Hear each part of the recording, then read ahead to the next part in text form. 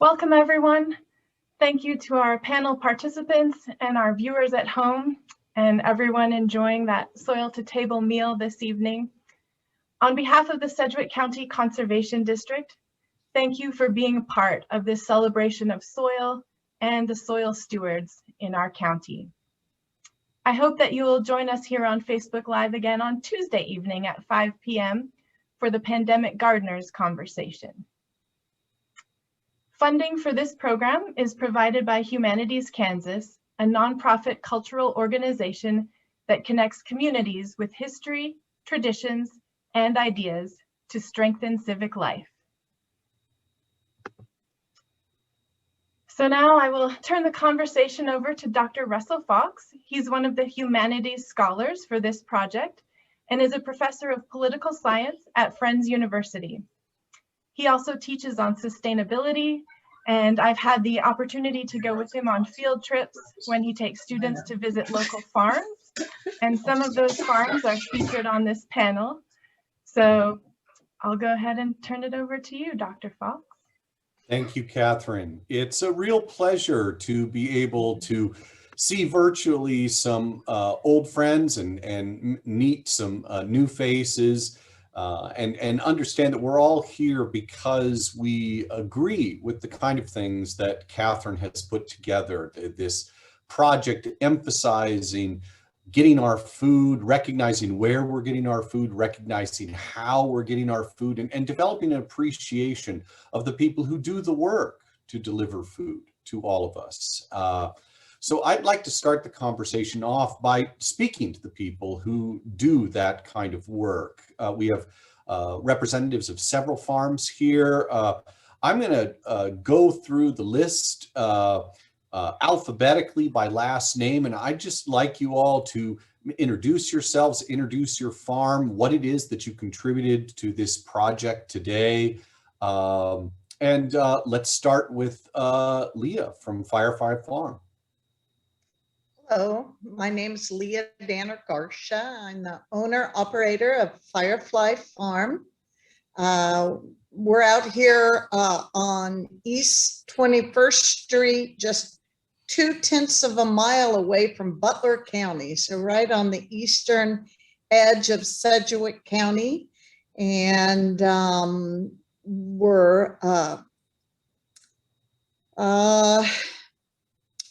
we contributed today the asparagus, the mint, and the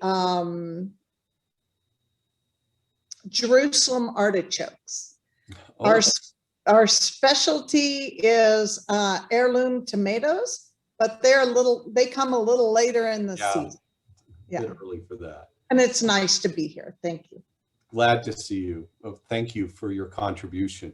Let's see, maybe Tiffany Diltz of Serenity Farm. Could I ask you to introduce yourself and talk about your contributions in your farm next?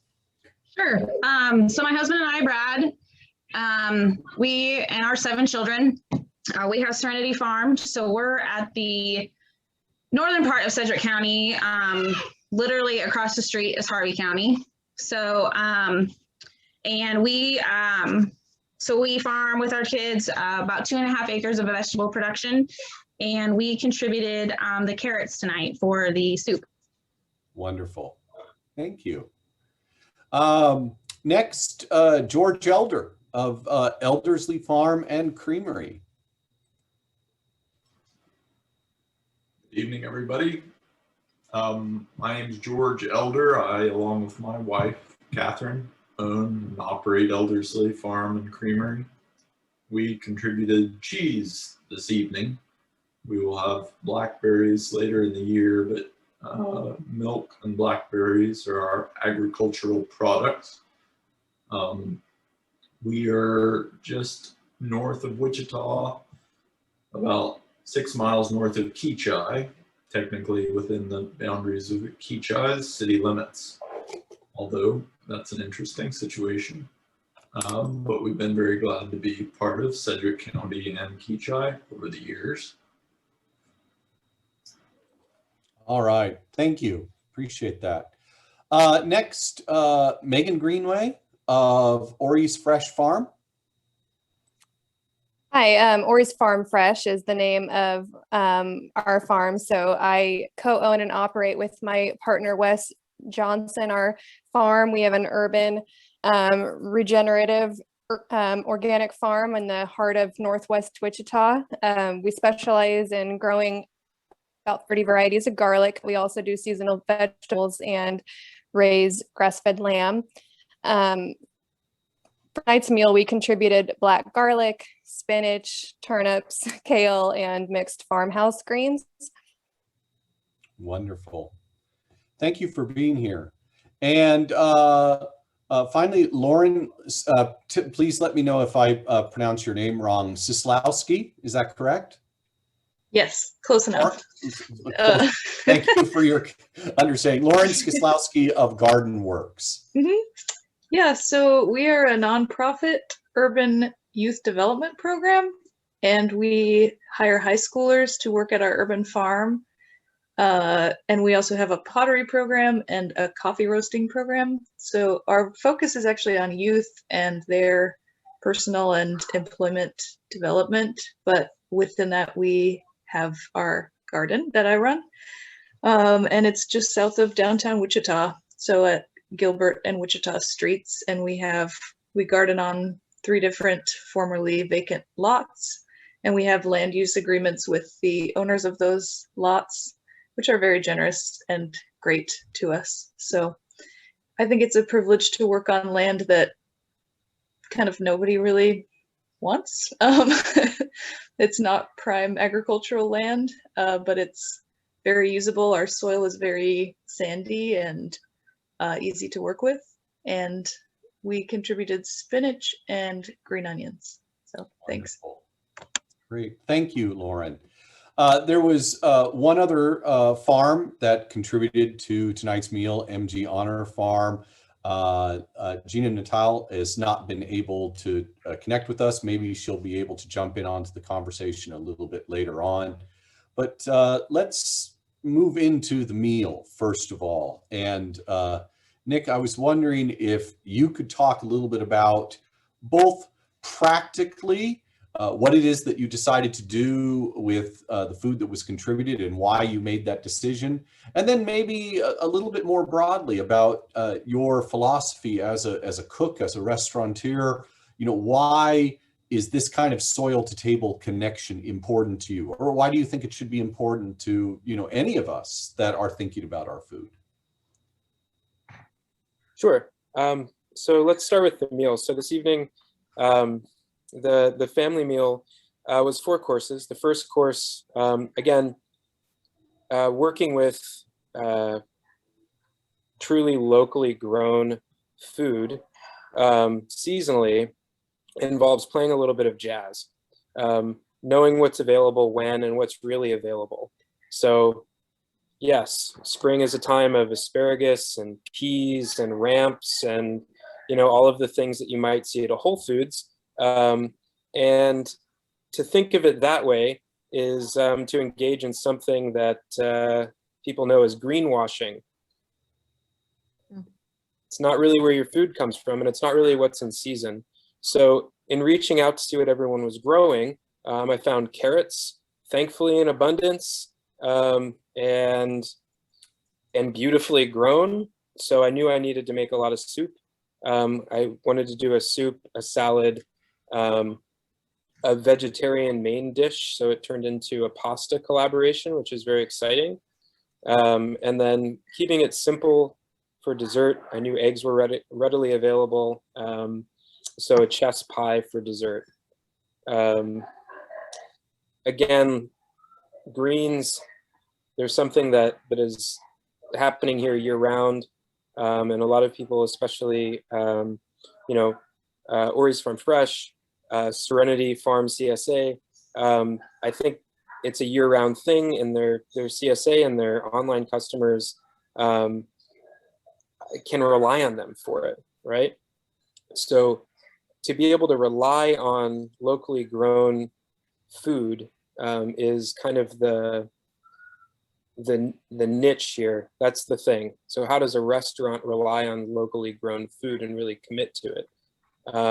So part of what I'm doing as a restaurant operator is really making that commitment, not just buying some stuff to a farm's identity and put it on a menu or reference it. That's my family enjoying some food, if you can hear them in the background. But to make a commitment to buying not just a little amount, but a lot consistently year round from everyone, because we're not at scale to serve enough restaurants to build community. So that's sort of the point of what I'm trying to do is build community through committing to local at scale in food. Yeah, I don't know if I meandered too much, Dr. Well, Fox, I mean, but you meandered over some really interesting territory, and you threw out a couple of terms that are probably familiar to everybody who's part of this call, but may not be familiar to some of the people watching. And so maybe we could pick up on some of those terms and start bouncing around a little bit. First of all, I strongly suspect that certainly if any of my students watch this, they probably don't know what greenwashing is, because I don't think I've gotten around to telling them about that. But I'm an observer, you're a chef, you're a restaurateur, you're working with people who are marketing and producing this stuff. Talk about greenwashing and talk about how that, from your perspective, colors, this whole movement to increase soil to table access in our food. sure. So greenwashing is the bait and switch, right? Greenwashing is a really new-ish way for larger commercial operations to be green and be perceived as being local and valuable to customers that might be interested and might be willing to pay whatever it takes to identify with being green. So if you walk into a Whole Foods, for instance, yes, you will see in their front window some semi-local farms and some local farms, depending on where your Whole Foods is located, that they will wholesale products from. But if you look closely at what they have, it's not a selection of vegetables or produce or meats that are truly in season or truly locally grown. You'll see little stands that say things like grown in Mexico, grown in Argentina, previously frozen. And above that, above the little stand, there are marquee headlines that say things like fresh, local. These are our core values. And those are the things that they build into larger signs and put on the wall. And that's sort of the mesmerist trick of greenwashing. Mm-hmm. So why is it important to defeat greenwashing? I think that I shouldn't be the one to answer this question, and I think that we should throw this one to any of the growers that are on this call, because it's not, my livelihood is made by serving a higher quality product that these guys grow and are committed to. Well, that's what I was hoping to do. I wanted to see if I could get some reaction from some of the different producers here. Another thing that Nick talked about was getting to scale. And I mean, obviously there's a lot of ways we could discuss that, but for anybody who's watching this and maybe doesn't quite understand the terminology, the idea is to get to the point where you're growing enough of your product in the way that you want to be able to grow your product seasonally and with respect to the soil. You're doing it on such a scale that you're actually bringing in enough revenue that your farm is financially sustainable. That's a struggle that I'm sure a lot of our contributors here have had to face. Let's see, George, I'll pick on you because you just happen to be right at the top of my Zoom screen right now. Obviously, you worked for a long time, are still working to make the blackberry farm flourish. You have a wonderful farm to table operation there at Elderslie. What are some of the struggles that you guys have had to go through, and what have been the guiding principles as you've made your way through those struggles? One of my favorite quotes about agriculture is that every farmer is just someone making their last stand. So to say struggle in the past sense is one of those things that I'm always sensitive to. The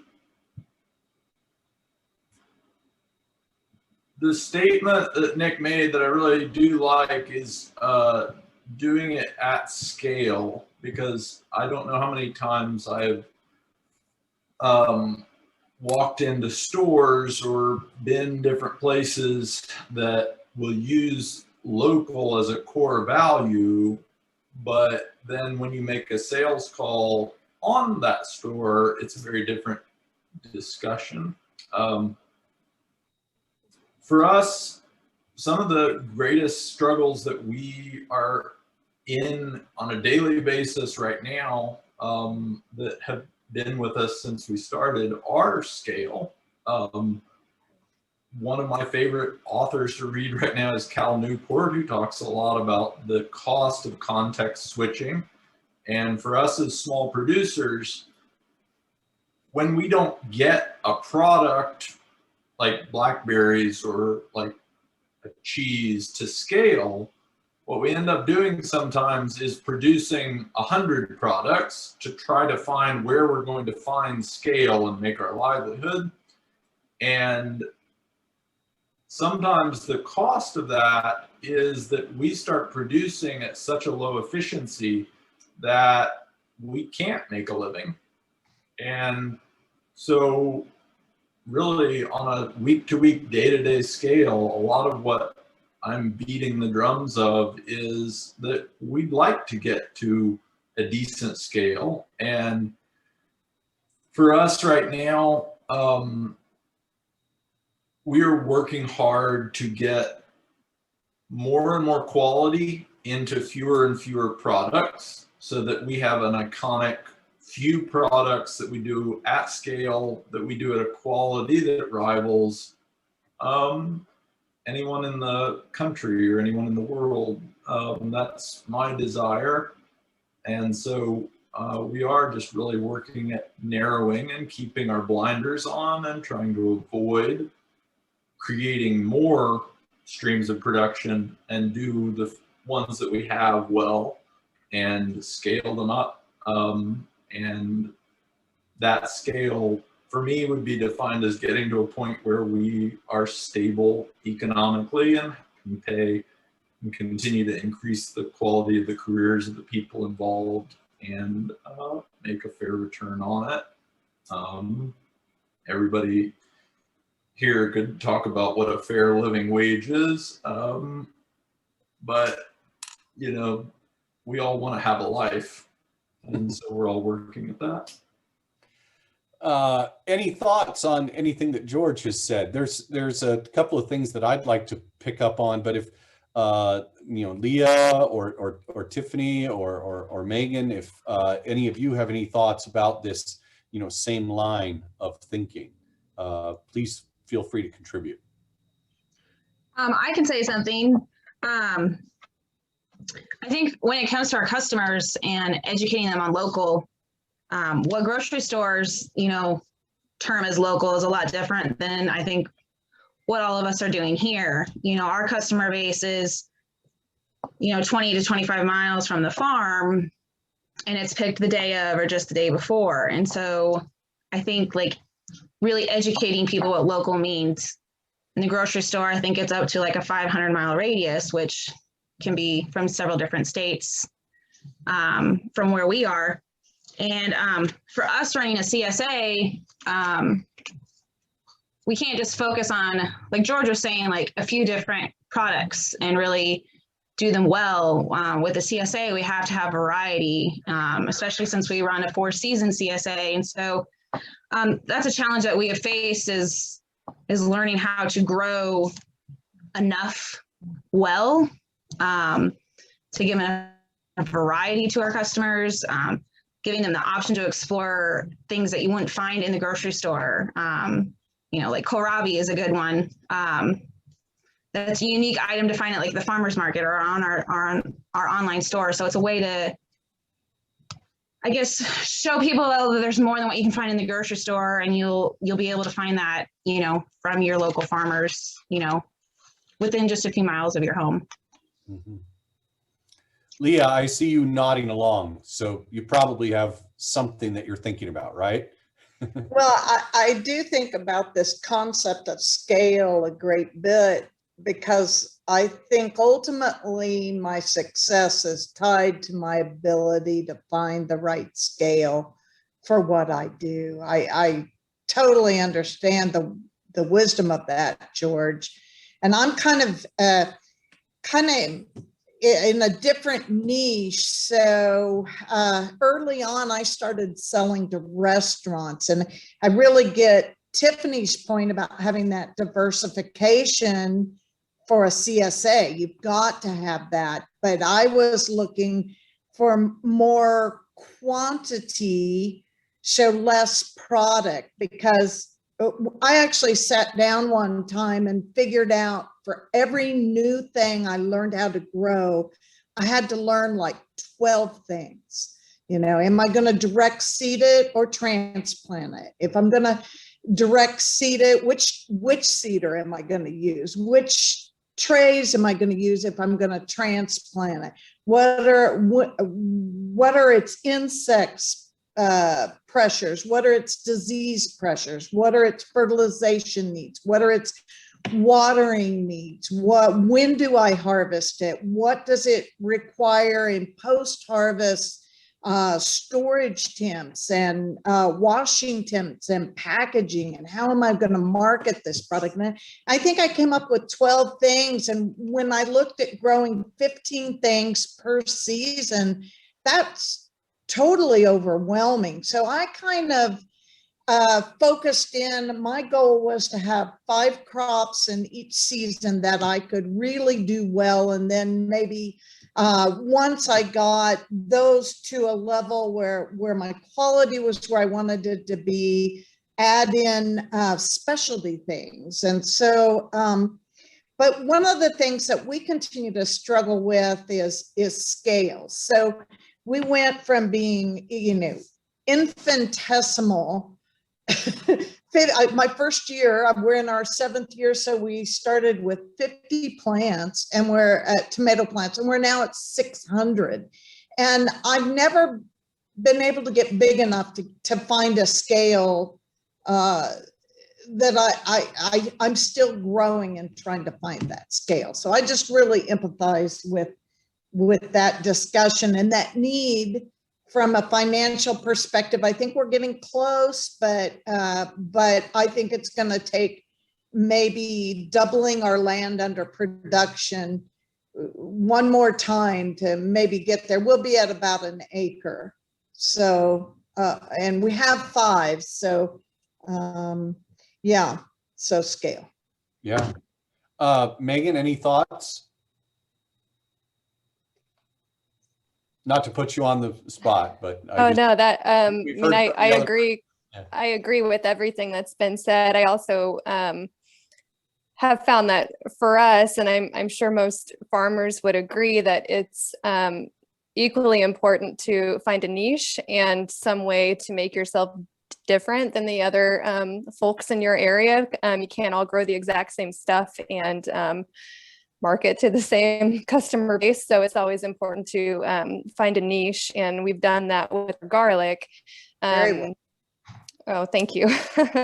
But yeah, scale, of course, it's always going to be a bit of a struggle, probably for any small business to some extent or another. We certainly struggle with that. We are a 2-person operation. We're not really interested in expanding beyond that, because it adds a whole nother level of administrative, duties that we've done before in past businesses and don't really want to do anymore. So we keep it at two people are able to accomplish, and it's a lot of work, but it seems to be working out for us pretty well.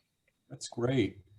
So I'm going to make a slight change in direction in the conversation, but I really appreciate everybody's contributions thus far, because, you know, as Nick originally laid out to us, you know, as someone who runs a restaurant, as a chef, he's looking to follow through on, you know, these principles, these things that he holds to be important in terms of really respecting the soil and really respecting the seasons in terms of the food that he prepares. But that, of course, means that he has to work with producers like yourselves. And for you producers to survive, as Megan just pointed out, you know, it's a matter of trying to find a business plan that will work. So this is questions of scale, this is questions of marketing, and it brings a lot of very difficult struggles, you know, forward as we think about nutrition and food and health and soil and all those other things. Now, the slight change in direction I want to make, though, is one that's going to take it in Lauren's direction. So Lauren is not running a business, and I'm not saying that, you know, questions of scale and you know, all of these other things related to the issues that Nick brought up are irrelevant to Lauren, because I'm sure they're not. But at the same time, Lauren, you know, as she stated in her original introduction, is involved in this kind of work in part because of its effects on the people who do the work.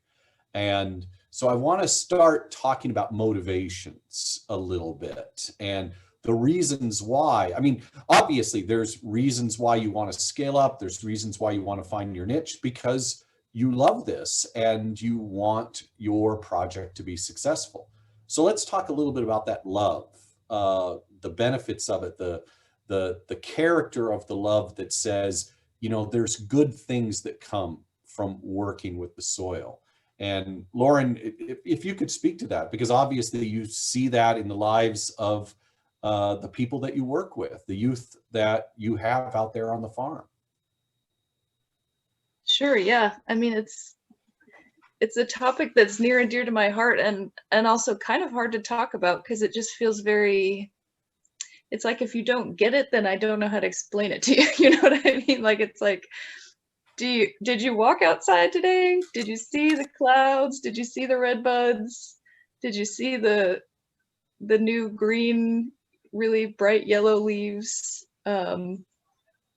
So I think the joy of my work is that the youth who come to GardenWorks don't necessarily answer yes to that question before they come, right? Like, it's like they're in their high school world, they're in their strange little COVID version of school where they're on Zoom all day, and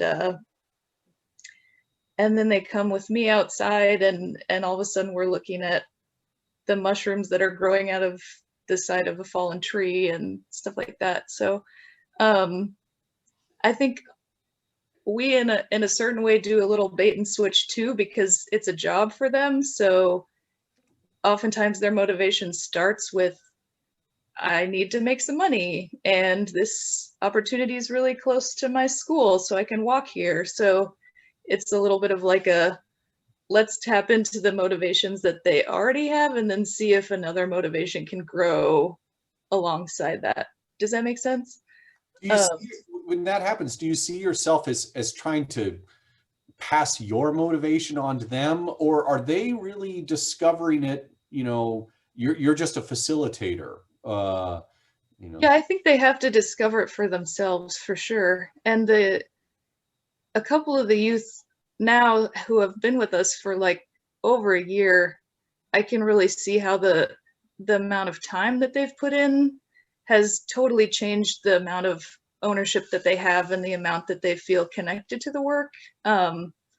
So like, we used to really just do like rapid turnover, like, okay, let's get a new batch of youth and then another new batch of youth each season. And then COVID really slowed us down. And so we kind of just kept the same group for over a year. And And that turned out to be really beautiful, because now I have some youth who are like, they've gone to the farmer's market every Saturday for a whole season. So they're like, they're the farmer's market guy, you know, like there's this one kid named Juan who's just, he knows everything there is to know about our market presence because he just did it a ton. And so like now I can ask him questions about how we set up our booth, and he, I don't know, I guess I see my role as just like trying to come alongside the young people and help them figure out where they really want to invest and what really excites them and motivates them, and then kind of stepping back and letting them have as much responsibility as I can reasonably give a teenager. So yeah. I don't want to focus exclusively on you here, because I'm sure, you know, the stories of motivations from everybody else will be, you know, just as enriching. But Lauren, do you think that there is something particular about the kind of farming that you do? I mean, you mentioned that the soil's not very good, and, you know, you mentioned some of the other restrictions you're operating under. Do you think that their ability to, you know, discover that passion is very tied to the particular kind of agriculture work that you're doing there? Or do you think that, I don't know, you could be repairing cars and they would have the exact same experience? Yeah, that's a great question. I think about this a lot, actually.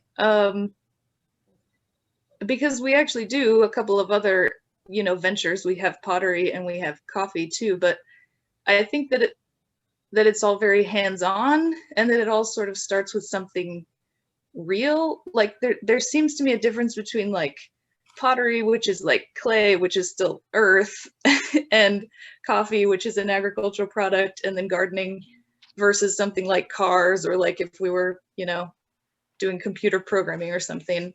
That it's just a little bit more direct. It's a little bit more like close to the kind of marrow of things. I don't really know how to put it, but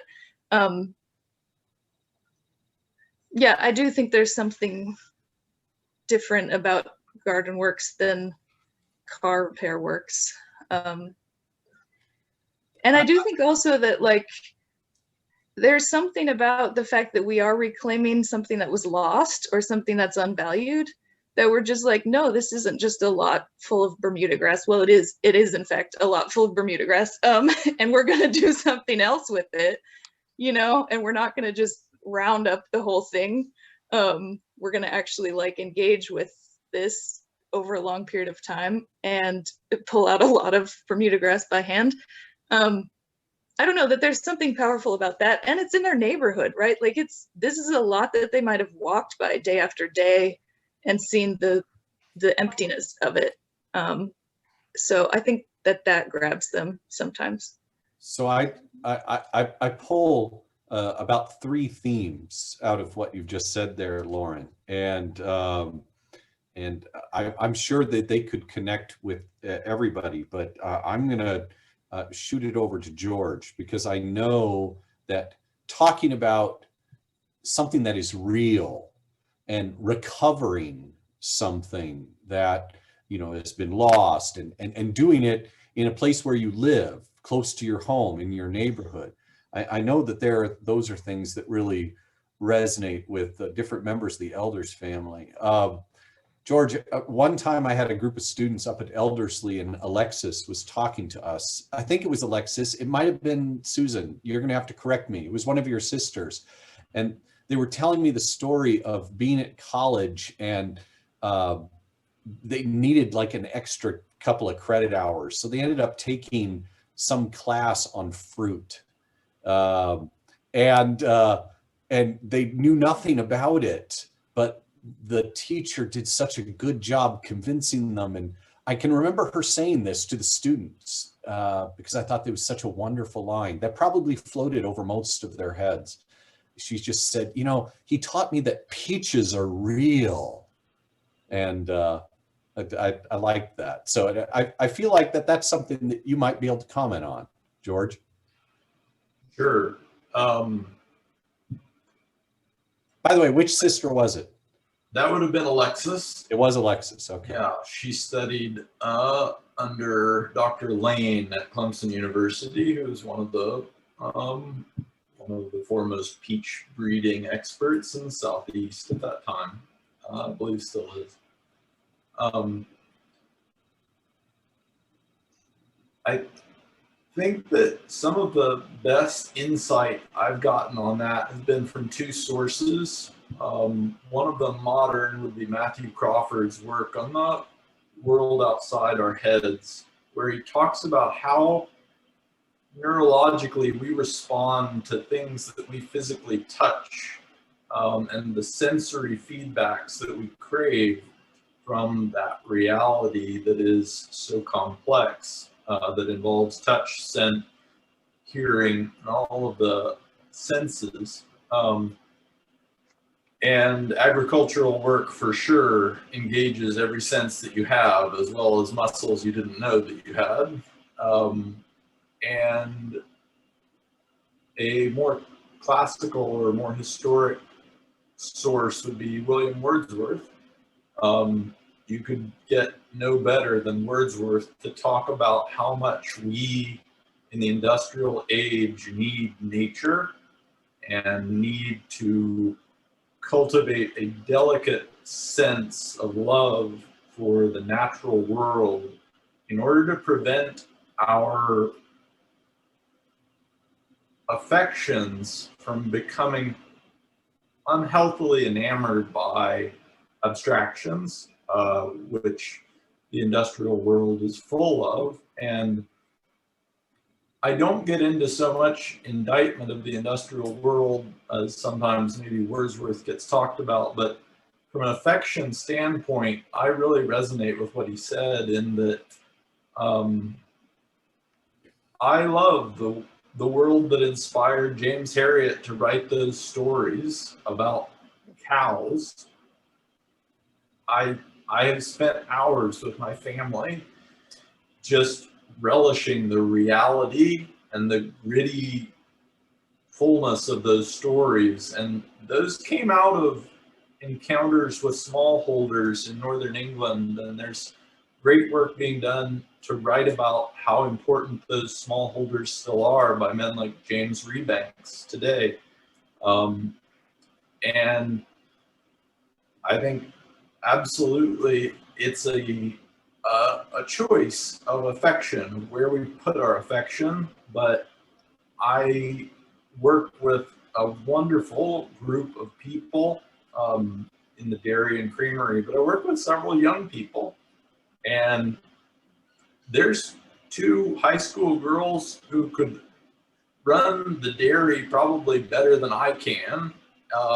And to have watched them go from just scooping manure in the barn to a point where they understand all that goes into the animal's care and the daily life of those animals and participate in it in a way that helps produce the product that is the lifeblood of our endeavor, is really exciting. And I saw one of their fathers in the milking parlor tonight. They were all sitting out there watching her milk, her father and her grandfather, which was fun. And her father said, "I never thought that I would have seen my daughter get excited about this." And as I've gone through that,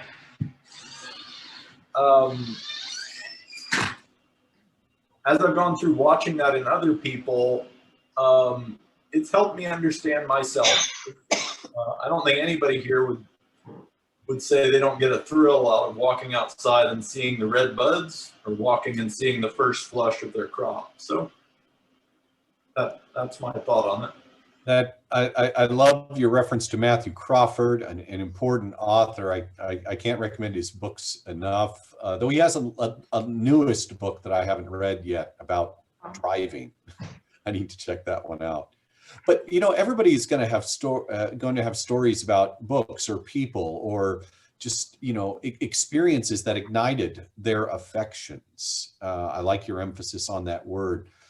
You know, some of the people participating in this project that Catherine put together are new at this. Others have been at it for a long time. Some came at it at, at a later stage in their life. Leah, you had a long career doing other things besides farming.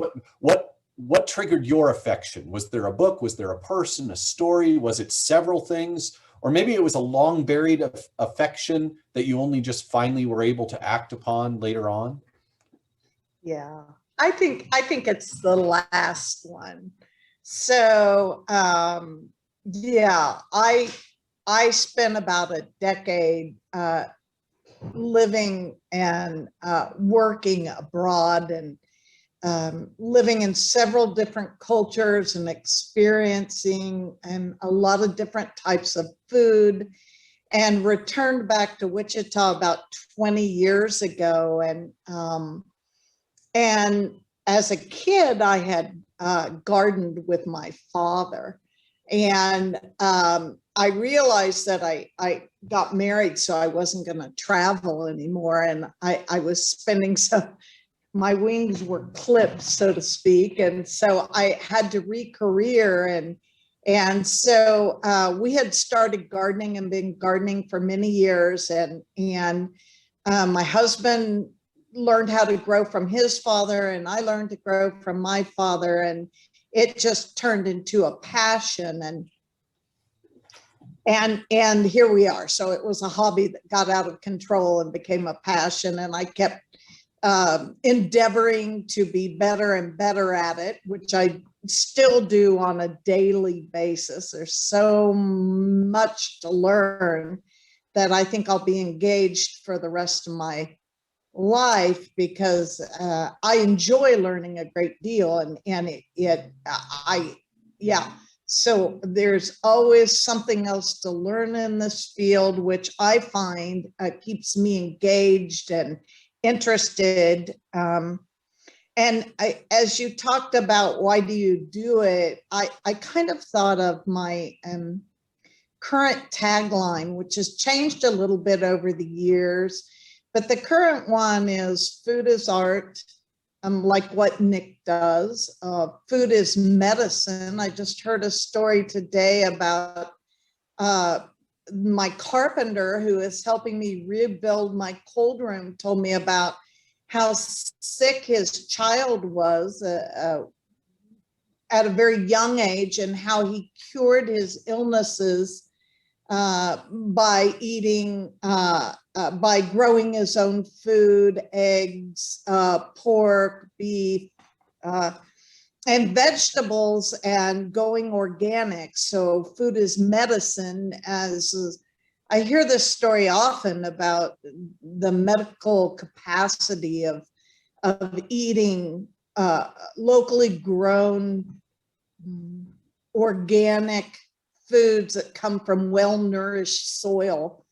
And then food is social justice. So these three things: food is art, food is medicine, food is social justice. And what I mean by that is that I look at the food deserts in our community, and we have a lot of work to do on the social justice side of food, and also how food is grown and who is growing the food, and are they paid a living wage? And so by localizing our food system, I think we have the ability to really affect change in terms of the social justice nature of food. So those three things are really our tagline right now. We spend a lot of time thinking about those things.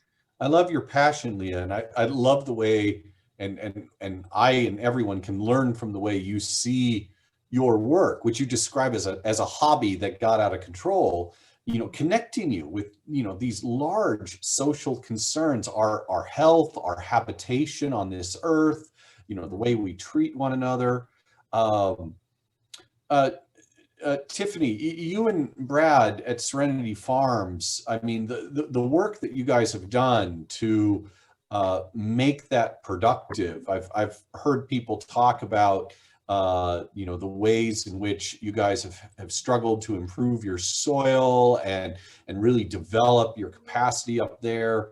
I mean, would you see yourselves as people who, had a passion and that passion kind of got out of control? Or did you always know that following through on what it is that you were committed to was going to lead you to take on the kind of work that you guys have successfully executed there? Yeah, if someone would have told Brad and I like 15 years ago when we got married that this is what we were going to be doing, I would have laughed. My husband grew up farming commodity crops, so they did wheat, soybeans, milo, and I was a city girl. And he went to grad school, became an engineer, and did that for 8 years while I stayed home with our children, homeschooling, a little backyard garden, small chicken flock. And I read a book by Kristen Kimball called The Dirty Life, and it was talking about how she met her husband and she was a city girl and they started farming and, started a CSA. And, I read that when we were just gardening for ourselves, and I told Brad, I'm like, if we could ever do something like this would be really cool. And never thought about it again until a few years later. After 8 years of my husband sitting behind a desk, absolutely hating it, hardly ever seeing his children. And then what free time he had was, making home repairs or fixing equipment or, not really enjoying life. And so the opportunity to start farming in a way that we could do it on the amount of land that we had and hopefully be profitable sounded like an easy thing to do. We had a small garden. How hard could it be to scale up? And, you read a couple of these marketing books, like Jean-Martin Fortier, the market gardener, and, he talks about making, over $100,000 on this small piece of land. And it's like, okay, we can do this. We can do this. And wow, was that first year eye-opening. It is not as easy as someone not living in the center of the United States makes it sound. So there was a lot of, knocking us back and realizing how unhealthy our soil was. You can put a seed or a plant in the ground and it might grow, but is it going to be healthy? Is it going to produce a quality product? And so, it took a lot of years of adding compost and fertilizers and cover crops and learning about the different pests and how we can work with them and ways to eradicate them without poisoning the ground that we are so working so hard to build back up. And, a big part of our why is our children. We want them to know where their food comes from, what healthy food is, to respect the land that, that we've been gifted. And it's been a joy to be able to work side by side with our kids day in and day out. It's not easy by any means. It is not. There are good days and there are bad days, but just to see their faces light up when they find an earthworm or, they pick that first carrot or turnip from the ground and just wipe it on their pants and just go to town, diving right in, that makes those hard days worthwhile, and it keeps us motivated to keep going season after season. That's a beautiful testimony. I really appreciate that. And plus, I've also just Googled Kristen Kimball's A Dirty Life. I'm always looking for books that I can force my students to read. And so that looks like another one I'm going to add to the list. Yeah, it was really good. She has a second one called Good Husbandry. I have it on the bookshelf, but finding time to read. Yeah. It's funny. Megan, how about you? The sources of your affections, or what has, kept you guys focused, or has your focus changed, once you started really trying to apply this passion? Let's understand maybe a little bit more about, what's going on behind your decisions here.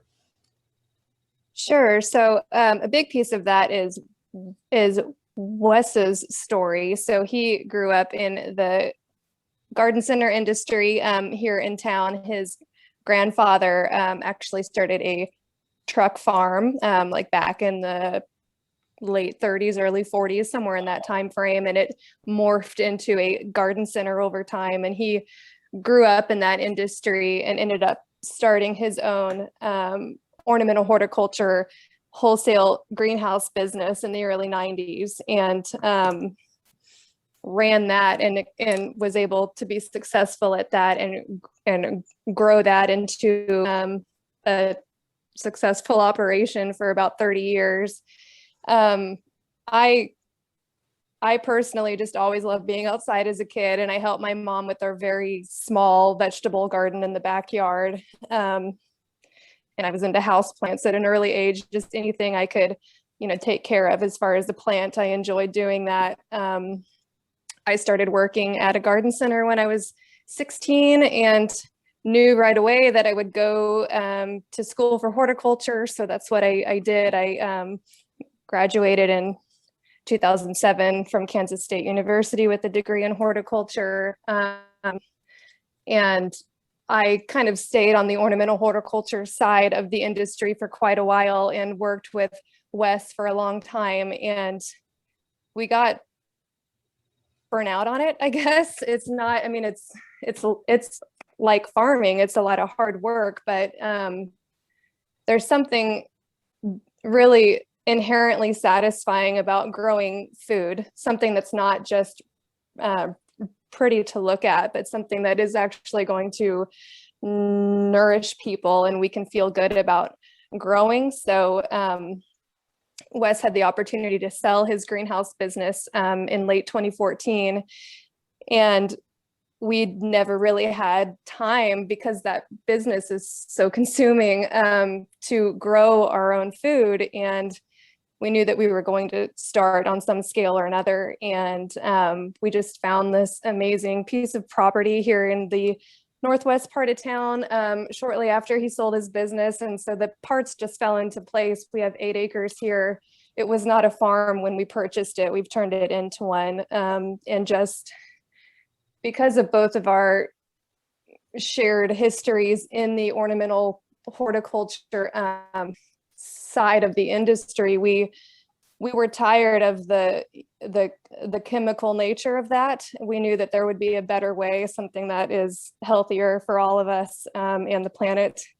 So we knew that when we started farming and growing food, we weren't going to do it in a conventional manner. So focusing on the health of our soil and not using any chemical fertilizers, pesticides, herbicides, it's really important to us. We have a 6-year-old son who we can hardly get to put on shoes. So it's important for a whole host of reasons not to go outside and be surrounded by things you can't walk on with your bare feet. And we don't want those things being absorbed into the food that our family eats and that we sell to other people in our neighborhood and surrounding areas. So like organic agriculture is really a passion of ours, and that's why we do it. We're passionate about it. I love that description. I appreciate that, and the language of how it's inherently satisfying to grow something that you eat. I mean, and this is really the connections that this project was all about. Catherine, put out as one of the promotions for this event, the goal of this soil to table experience is to savor and celebrate the richness of the nutrient dense local food we have here in Sedgwick County. For the people who have not been able to experience or been able to understand the processes by which stuff comes out of this fertile world that we've been graced with, and use it to keep ourselves alive and keep ourselves flourishing. The people who haven't recognized that, I think there's a reality that they're missing out on. And so I really appreciate the work that you all do and that so many others do that inspires me and hopefully inspires many others. We're probably running close to the end here, but I want to go back to Nick and pick up one last phrase that he used, which I thought was kind of wonderful. And I'd like to maybe on the basis of that, do one more quick round through all of our participants here. Nick, you described trying to plan a menu, trying to design a meal around the seasons, around the producers that you actually have available to you, like playing jazz. That's such a fabulous way of thinking about it, because it is to a degree improvisational. Okay, there are structures that we're going to follow because there are things that we want to have. There are things that our bodies need to consume in order to keep us healthy. But there's also the different places where we live and the different soils that we have to grow food out of. And so we have to be flexible. We have to be able to, find the themes and kind of develop the themes. I'm not a jazz musician. I am married to a musician. I like that metaphor. And I'm wondering if you see in that metaphor something that describes your work as a whole, not to throw it back on you. Maybe you just kind of grab that word at random, but I feel like there might be some meaning to it. And maybe, that kind of improvisational attitude, that attitude of saying, well, this is what we have, so let's work with it and see what we can do with it. I think that to a degree describes all of the farmers that are part of this call, and to an extent, all of us, trying to live healthier, more sustainable lives. How do you see yourself improvising as a chef, as a cook, as a restaurateur, in light of, this place? I mean, you moved from New York City, you're here, you're playing a different set of music. You're working with a different theme here. Would that be a fair way to put it? Yeah, that's straight to the point. I'm definitely working with a different theme here. For the last 6 years at least, I've been in a business that makes breakfast sandwiches in New York City and sells tons and tons and tons of them, and running restaurants that are built to do volume and kind of be cool and cute and look cool and have cool branding and stuff like that. But I grew up in Cincinnati, Ohio, and my earliest food memories are farm picnics on my uncle's farm in Indiana and cooking cherry pie with my grandma Betty. And coming back is like finally like getting the Midwest chip off my shoulder and embracing who I am and what I really care about. So the jazz element of it isn't necessarily improvisational. I think great jazz is based on listening and having a perspective. So a great musician, a great jazz musician can stand in on any set because the beginning is knowing who they are based on their instrument and trusting the other players with their ability to listen.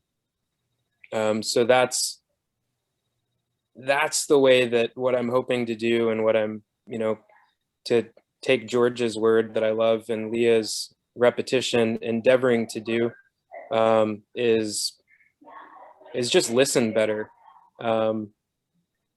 Is just listen better. And I think in listening, in food, you listen to the seasons, you listen to the soil, you listen to what you're given, and you listen to the stories of, why the thing matters. And that's really what I want to put on a plate is a strong commitment to why the food matters. So, yep. Food that matters, because it's food that comes from an environment that you've attended to, in the same way that a musician attends to their fellow musicians. You attend to, you listen to. I really, really like that. You used the metaphor much more effectively than I did when I batted it back at you. Let's wrap it up by asking everyone, and we'll go in the same order that we went with when I was first introducing everyone. Beginning with you, Leah, what is it that you're listening for? What is it that you're wanting to attend to in the soil that you're working with, and what is it that you're hoping through that listening to be able to put on a plate? Well, that's a very interesting question. My understanding of the soil has been growing exponentially the last couple of years. And as farmers, I think, at least for me, originally I was told to listen to the chemistry of the soil, NPK, nitrogen, potassium, phosphorus. And so I was taught to pay attention to that. And now what I'm learning to do is listen to the biology of the soil. So the living organisms, the microbiome, the relationship between fungi and bacteria. And really, I've begun to see myself as a soil farmer. I've used that term a few times over the last year. And what I mean by that is if I take care of the soil, and then the soil will take care of the needs of the plants if I have good, healthy soil. So that's what I'm listening to right now. I like that. The soil will take care of the plants. Tiffany, as you guys continue to work out there at Serenity Farm, what do you see yourself listening to or listening for as you do your work? I guess it's just getting to the point where we can, keep seeing more life come back to the soil. There's certain areas where, there's more, earthworm activity, and just seeing like the root fibers throughout the soil. Our goal is to always keep something growing and keeping the soil covered. One, to keep it from eroding between, the rains and the winds that we face here in Kansas, but just keeping that soil alive and active and working. So whether it's purposely put there as a cover crop or even a weed, just continuing to keep the soil covered and growing and alive, and slowly reaping the benefits of our hard work. So a really practical expression of the attention that we need to pay as anyone who works with the soil, and different ways of attending to it. Thank you. George, some thoughts about what you learned by listening to the blackberry roots and the sheep bleats and wait, not sheep, goats. Sorry. Goats. Let's Sorry, I'm a cow person. They're just all small movements to me. That question is the difference between eternal salvation and damnation in some cultures. I don't belong to that denomination. Honestly, these days I find myself listening to milk. I firmly am committed to what we're doing with grass-based production of the dairy, and probably the people who taught me most about why I should do that are the people that I've looked down on probably since I was 15 or 16, and they are the gourmands.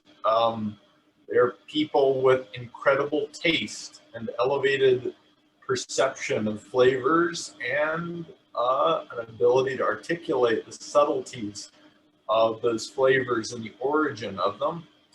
And for me, I've had to cultivate a very spiritual connection to milk and try to listen and quiet myself enough to hear the qualities of milk as it changes from season to season as the herds forage changes from the cool season grasses into the warmer season grasses, and some of the legumes will be on later.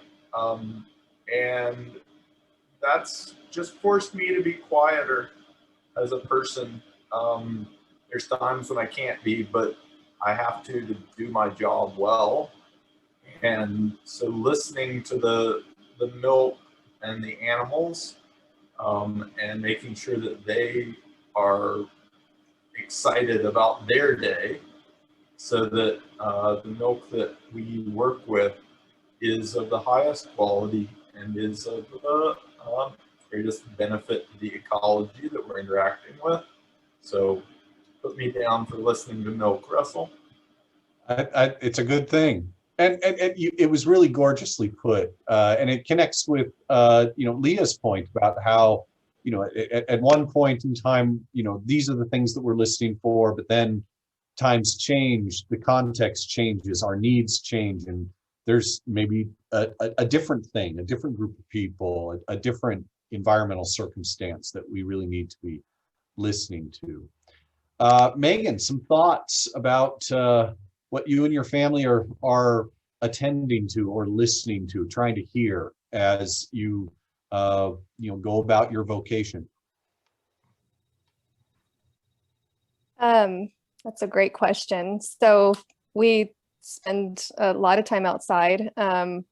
We just had more beehives installed on our farm last week. We're really fortunate to work with a local beekeeper who comes and installs the hives and takes care of them. So we don't have to do any of the work, but we get all of the benefits of having the power of pollination from the honeybees right here on our farm. And we've really been kind of marveling at that, and how nature, whether it's farming or just nature on its own, is so interconnected. Like I mentioned earlier, we don't use any kind of herbicides on our farm, so there are a lot of weeds around. And we had like an herb walk this past week. A local herbalist came out, and we had about a dozen people come, and we just walked the pasture, and he pointed out all of the different herbs or weeds, depending on your perspective, that were growing on our farm, and how to just kind of shift your way of thinking about those plants, and how they aren't really a nuisance, and their health benefits and things that they can do for us. And that was just a really powerful, message for me, especially with our bees. A lot of the common broadleaf weeds that are blooming now are all over our farm, but they are vital food for the bees right now. And just being really in tune with that while we're outside taking care of all of the crops is really, it's pretty invigorating just to know that our farming practices are kind of helping to facilitate all of these natural systems, and it just keeps us on track to keep doing what we're doing. It's just a very satisfying feeling. That's wonderful. I thinking about listening, and you mentioned the bees, and so all of a sudden, I'm Lake Isle of Innisfree and the Bee Loud Glade and all of that. So thank you. That's gorgeous. Lauren, we're going to end with you, and maybe appropriately so, because you have a different kind of responsibility with listening than anybody else, because you always have to listen to the soil, you have to, attend to nature, but you're also committed to listening to the young people you bring out there to farm and learn and be inspired alongside of you. So what are you going to be listening for this season? Yeah, well, there's another thing about jazz, and that's that jazz came out of the African American tradition. And I'm trying to listen to voices that are coming out of the Black community. Specifically, are you guys familiar with Leah Penniman? She has a book called Farming While Black. Oh, Soul Fire Farm. Soul Fire Farm, yeah, in New York State. And okay, I'm writing this down. Yeah, write it down.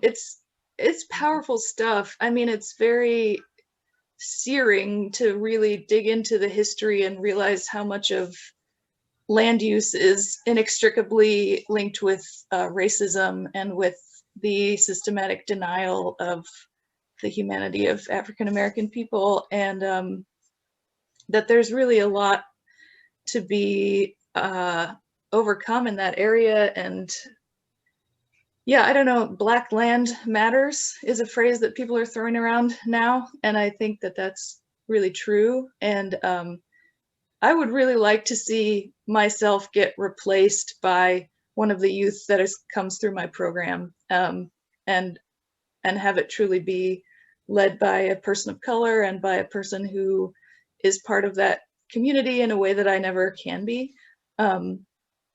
Even as much as I don't want to give up my position here, I think that's actually my goal, to replace myself, to step aside and let someone else take Garden Works at some point. So yeah, trying to listen to the Black community and other communities of color. I appreciate you bringing that up and ending on that note. It lends another, if you can think about it this way, another element of the nature connection to this conversation, which is that, we're all going to have stages of life, and, there's, people that will come along that will be able to do things maybe better than us, or they'll do them differently than us.